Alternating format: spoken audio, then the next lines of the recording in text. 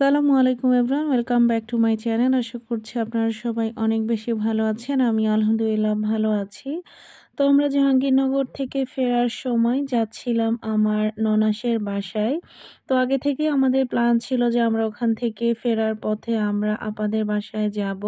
তো এখানে আবার একটা জায়গায় দাঁড়িয়ে আমরা কিছু ফল কিনে নিচ্ছিলাম। তো এখানকার কাজ শেষ হলে এখন আমরা চলে এসেছি আপাদের বাসায়। তো আমি বাসায় ঢোকার সাথে সাথে পুরোই সারপ্রাইজড হয়েছি। আপাদের বাসার লুকস পুরো চেঞ্জ হয়ে গিয়েছে। আপাদের রিসেন্টলি ইন্টেরিয়রের কাজ করিয়েছে। তো আসলে ফাইনাল লুকটা আমি দেখিনি। একদিন আমার ভাগিনার সাথে আমি, জারিফের বাবা, আমরা তিনজনে কনফারেন্সে কথা বলেছিলাম। তখন আমি বাড়িতে ছিলাম। তো তখন একটু ও দেখিয়েছিল, তবে ফাইনাল লুকটা যে এত সুন্দর আসবে সেটা আমি আসলে সত্যিই ভাবিনি। বাসায় ঢোকার সাথে সাথে খুবই ভালো লাগছিল। আর আসলে একটা বাসা যেমনই হোক, সেটা যদি আপনি আপনার মনের মতো করে সাজিয়ে গুছিয়ে রাখেন, সেটা কিন্তু এমনিতেই সবার কাছে অনেক বেশি ভালো লাগবে। আর আপাদের বাসাটা এত সুন্দর করে ইন্টেরিয়র করেছে, সেটা দেখতে সত্যি অনেক ভালো লাগছিল। তো সেটা নিয়েই আমরা সবাই কথা বলছিলাম আর আপাকে বলছিলাম যে আমাদেরকে কবে ট্রিট দিবেন। আর আপা আমাদেরকে সবকিছু ঘুরিয়ে ঘুরিয়ে দেখাচ্ছিল যে কোনটা আপা নিজে পছন্দ করে করেছে, আবার কোনটা আমার ভাগিনা পছন্দ করেছে। মূলত আপা আর আমার ভাগিনা দুজনে মিলেই নাকি এই কাজগুলো করেছে, আর প্রিয়ন্তী নাকি এগুলোর মধ্যে নেই। আপা এগুলোই গল্প করছিল। আর এদিকে জারিফ তার ফুপির বাসায় এসে প্রথমে তো একটু লজ্জা লজ্জা পায়, পরে কিন্তু সে তার ফুপি ভাইয়া আপুদের সাথে অনেক গল্প করে। তো এখানে আমরা সবাই মিলে একটু গল্প আড্ডা করছিলাম, আর অনেক দিন পরে আপাদের বাসায় এসে সবার সাথে গল্প করতে বেশ ভালোই লাগছিল। আর এই যে এখানে যাকে দেখছেন, এটাই হচ্ছে গিয়ে আমাদের দুলা ভাই। তো এই যে জারিফের কিন্তু লজ্জা এখনো কাটেনি। আর এদিকে জাহাঙ্গীরনগর ইউনিভার্সিটি থেকে আমি প্রিয়ন্তীর জন্য এখানে একটা আংটি আর একটা লোকেট সহ চেন কিনেছি। তো দুটোই আমি সেম কালারের নিয়েছি। আমার কাছে এই কালারটা বেশ ভালোই লাগছিল। আর প্রিয়ন্তী তো এমনিতেই অনেক ফর্সা, ওকে যে কোনো কালারই মানাবে, এটা আমি আগে থেকেই জানতাম।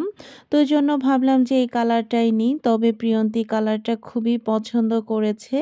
তো আংটিটা দেখার সাথে সাথে ও পরে নিয়েছে, এখন চেনটা পরে নিচ্ছিল। আর এদিকে আমরা কিন্তু আজকেও আপার বাসায় না বলে এসেছি, আপারা কেউই জানতো না। তো এখানে প্রিয়ন্তীকে এই চেন আর লকেটটা পরেও অনেক সুন্দর লাগছিল মাশাআল্লাহ। আর প্রিয়ন্তীর হাতগুলোও খুবই সুন্দর। তো এখানে আপা আমাদেরকে মিষ্টি, খেজুর, বিস্কিট, চা এগুলো নাস্তা দিয়েছে। তো আমরা সেগুলোই বসে বসে খাচ্ছিলাম। আর এই বিস্কিটটা দিয়ে চা খেতে আমার কাছে বেশ ভালো লাগছিল। আর এদিকে জারিফ আসলে প্রথমে বুঝতে পারিনি যে আমরা কি খাচ্ছি। একটু পরে সে যখন বুঝতে পেরেছে যে আমরা চা খাচ্ছি, তো সে এক দৌড় দিয়ে চলে এসেছিল চা খেতে।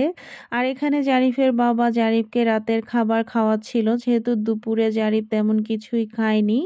তো আমরা রাতের খাওয়া দাওয়া করে এখন বের হয়ে গিয়েছি। আসলে রাতের খাওয়া দাওয়া আমরা করতে চেয়েছিলাম না, কিন্তু আপা জোর করে আমাদেরকে রাতের খাবার খাইয়ে তারপরে আসতে দিয়েছে আর কি। তো আমরা লালমাটিয়া থেকে এখন চলে এসেছি বাসায়। মাঝখানে আর কোনো ভিডিও করা হয়নি। আর জাহাঙ্গীরনগর বিশ্ববিদ্যালয় থেকে আমি এই চাবির রিংটা কিনেছি স্মৃতি হিসেবে।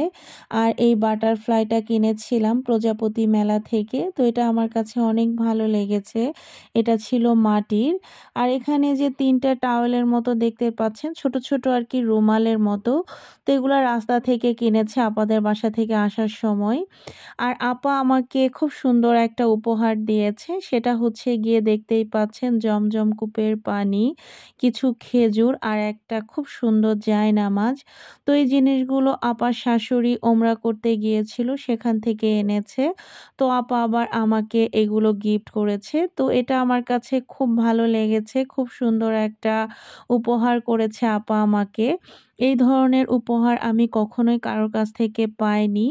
তো এই প্রথমবার পেলাম। তো আমার কাছে খুবই ভালো লাগছিল। তো আমি ইনশাআল্লাহ আপার দেওয়া এই জায়নামাজে খুব শীঘ্রই নামাজ পড়ব। আর এটা ছিল হচ্ছে গিয়ে পরের দিন দুপুরবেলা। তো বৃহস্পতিবার রাতে আমি এখানে সেই স্বপ্নের গরুর মাংস আর ইলিশ মাছ রান্না করেছিলাম। তো সেই তরকারি একটু ছিল। এখন আমি আর জারিফ দুপুরের খাওয়া-দাওয়া করব। তো আজকের ভিডিওটা এই পর্যন্ত। সবাই ভালো থাকবেন, সুস্থ থাকবেন, আমাদের জন্য দোয়া করবেন। আল্লাহ হাফেজ।